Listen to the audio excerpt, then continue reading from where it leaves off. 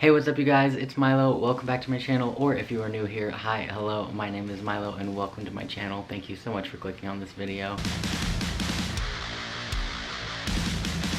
Today I wanted to make a video about colored hair, having colored hair, keeping up with colored hair, just how to take care of it, how to make it so it doesn't fade, and also how to fade it on purpose to make your next color more easy. I have a whole playlist of hair related videos that will be in the description if you're interested in that after watching this video, but without further ado, let's get into the video. So I'm going to start on how to keep your color vibrant, how to make it so that it doesn't fade out, because at the beginning of my hair dyeing journey, my hair color would fade within like a week, and I did not understand why. Now I do understand why. First thing is to only wash your hair when necessary. For example, I'm going to wash my hair today because it's really greasy and I hope that you can't see that on the camera. But don't wash your hair every day, which drives me crazy because I like to wash my hair every day. But wash it every few days, once a week. Some people can get away with once a week. But try to keep your hair not washed for as long as possible. Just put it up when you're in the shower I put mine in a bun on the top of my head.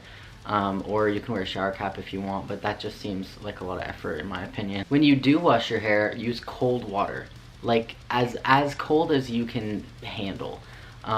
Preferably like ice cold would be the best, but I just do coldish. But hot water is going to fade your hair out really fast, so use the coldest water that you can, which is nice during the summertime, but during the winter time, not fantastic. Now, one of the biggest things, other than obviously don't wash the color out of your hair every single day, is the shampoo that you're using. So you want to use a shampoo and a conditioner technically, but a shampoo that is sulfate free. Any ingredient that says sulfate on it that's on the shampoo, don't buy that shampoo. My personal favorite is Native brand shampoo. A conditioner doesn't have sulfates in it, so that's what I use when I wash my hair, and it smells really good, and it's like natural and all of that good stuff. I don't know. And the bottles look nice. It's an aesthetically pleasing brand. Self-care, like Bath and Body type products, that's the only area in my life that I buy things name brand. Everything else I have is generic, but I love my Native products and my Bubble skincare, which obviously doesn't work very well, but whatever. Anyways, another one that I learned was when I was in a treatment facility as a teenager. I got tired of having black hair, and I had a purple based black on my hair, so I was like, you know what, I'm going to fade this out so it's purple, because I can't dye my hair in there obviously. And so with the shampoo that they gave me, which was Johnson & Johnson baby shampoo, it's like body wash shampoo. It's like a 5-in-1, I don't know. So I would wash my hair like 4 times a day with it to fade my color out. And I realized it wasn't fading my color out because there's no sulfates in it, and it's really gentle on the hair. So if you don't want to like splurge for something like Native, you can get one of the baby shampoo things that are like this big. You can get smaller ones, but I have one that's like this big. And you can use that as your shampoo, and it works really well. So Head & Shoulders is like the enemy of colored hair, but they have sulfate-free Head & Shoulders.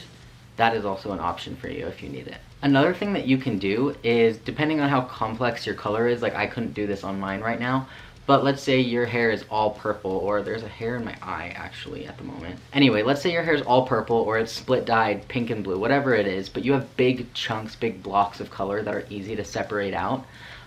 You can just get colored shampoo and colored conditioner that deposits color in your hair as you're washing it or as you're conditioning it.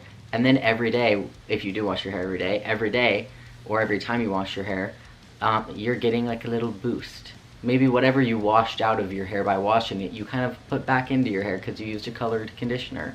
You can get like purple, obviously, conditioners and shampoos just at any store.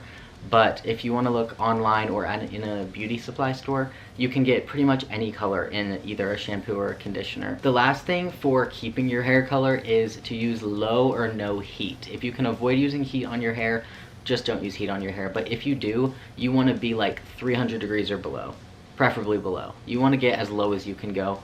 My flat iron only goes to 300, so I'm like really kind of pushing it a little bit. But if you can get below 300 and get your hair to do what you want it to do, try to do that. If you like curling your hair, do heatless curls, overnight curls, all of that stuff. But the heat is also going to take the color out of your hair. Now to the part of the video that most of you probably didn't click on the video for, but how to fade out your hair. When you're gonna change hair colors, especially if it's a really different color, it's not like blue to purple, it's like blue to red, something like that. You wanna get your hair as light and as color-free as possible to make that easier if you're doing it yourself, so it's not muddy or toned a different way than you wanted it to. If you're going and you're paying somebody to do your hair, it'll be cheaper for you if it's already kind of faded out. So a lot of this advice is kind of just the opposite of what I said earlier. You're gonna wanna wash your hair daily and in hot water. The month leading up to my next hair appointment, I wash my hair every single day and I use hot water on it every single time. You can also use sulfate shampoo. I personally recommend Head & Shoulders or like an off-brand Head & Shoulders, but anything with just a crap ton of sulfates in it. You can also do what's called a bleach bath, which I recommend it because like that's what I did and it worked really well, but I also don't recommend it because like mixing chemicals is dangerous and you're putting it on your head regardless. A bleach bath. You can Google and look up how to actually do it, but pretty much it's bleach with like shampoo or conditioner in it and then water, and it's kind of like a hair mask with bleach and other things, and then it takes the color out of your hair. So I feel like that's kind of a last resort. Like I personally recommend just washing it with hot water and sulfate shampoo every day for a month and getting the color out. But if you're really desperate, you can do a bleach bath, but you also have to accept that you're putting bleach on your hair at your house with bleach you just like bought at the store. So I'm not liable if anything bad happens to your hair. But that being said, I did do bleach baths a lot and they work pretty well, and it's a little softer, gentler is the word I'm looking for. It's a little gentler on your hair than just straight bleaching it. You can also get color remover, like the Oops color remover, all of that. But if you use semi-permanent hair dye, which most of us do, it's not gonna work. Color remover works, but it only works on permanent hair color. I'm pretty sure my hairdresser has color remover that works on semi-permanent hair color, but I've never been able to find that in any store, so I think that's a special fancy hairdresser type product. But if you do use permanent color on your hair, color remover will work, and it will work pretty well. It's at Walmart, anywhere. If you go to like Sally's for your hair stuff, any grocery store pretty much will have color remover. That is all the advice that I have for this video, so I hope some of it was helpful and some of it was what you were looking for when you saw this video and clicked on it. I'm sure you probably got here from searching something. I hope I answered the question that you searched. If you did like the video, if you want to like the video, like click the button down there.